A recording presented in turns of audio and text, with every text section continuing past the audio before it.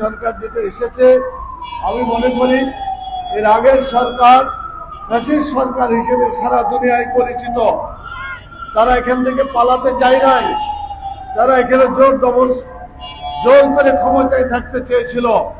আল্লাহ তাআলা এমন ব্যবস্থা করলেন যে তারা এখানে থাকতে পারে নাই, বরং তারা নিজেরা আস্ফালন করেছিল যে শেখের বেটি পালাই না, এরা পালাবে না। কিন্তু দেখা গেল যে তারা অনেক আগেই তারা পালাই গেছে, তাদের লোকজনকে ফেলে ছেড়ে চলে গেছে। অতএব বাংলাদেশের মানুষকে অত্যন্ত যন্ত্রণার মধ্যে রেখে দিয়ে একটি সরকার বিদায় হয়েছে।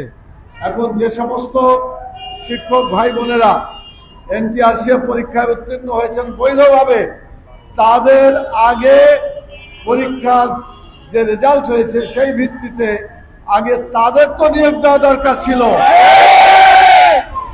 যারা জাল সার্টিফিকেটের অধিকারী, এই জাল লোকেরা, তাদের চাকরি হলো কেন? আমরা বলতে চাই যে অন্যায়ের সমাধান হওয়ার সময় এসেছে। যারা অন্যায় করেছে অন্যায়ের শাস্তি তাদেরকে পেতে হবে।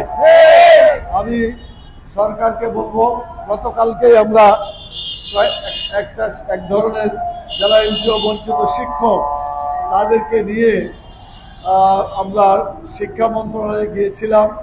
সেখানে সচিবের সাথে দেখা হয়েছে, ভারপ্রাপ্ত সচিব, এবং তারপরে এইদিকে আমাদের অর্থ মন্ত্রণালয়ের ভারপ্রাপ্ত সচিব, অর্থ মন্ত্রণালয়ে আমরা দেখা করেছি।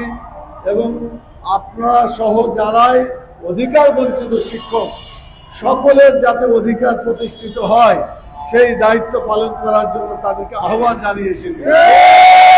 প্রয়োজন হলে আবারও আপনাদের অধিকার আদায়ের জন্য তাদের সাথে আলোচনা আমাদের করতে হবে। তবে আপনাদের আমি পরামর্শ দিতে চাই, যেহেতু আপনারা সকলেই কোনো দলের কোনো দল সম্পৃক্ত না, আপনার শিক্ষক, আপনাদের চাকরি দরকার আছে, সেই জন্য অন্যায়ের বিরুদ্ধে ন্যায় যাতে প্রতিষ্ঠা হয়, আপনাদের অধিকার যাতে আপনারা ফিরে পান, সেজন্য এখন পর্যন্ত বাংলাদেশে যেসব দল তারা কাজকাম করছে, আগামীতে নির্বাচন করার চেষ্টা চালিয়ে যাচ্ছে, আমরা মনে করি সকলের সাথে আপনারা যোগাযোগ করে একটা শক্তিশালী প্রতিনিধি দল আপনাদের বক্তব্যগুলোকে নিয়ে তাদের সাথে আলোচনা করা দরকার। আমি মনে করি আপনাদের বৈধ অধিকার আদায় করার জন্য যে সংগ্রাম করছেন, আলহামদুলিল্লাহ এটাকে আমরা সঠিক মনে করছি। এবং বাংলাদেশ জামাত ইসলামের পক্ষ থেকে আমরা আপনাদের এই আন্দোলনের সাথে একাত্মতা আমরা ঘোষণা করছি। আমাদের সম্মানিত আমিরে জামাত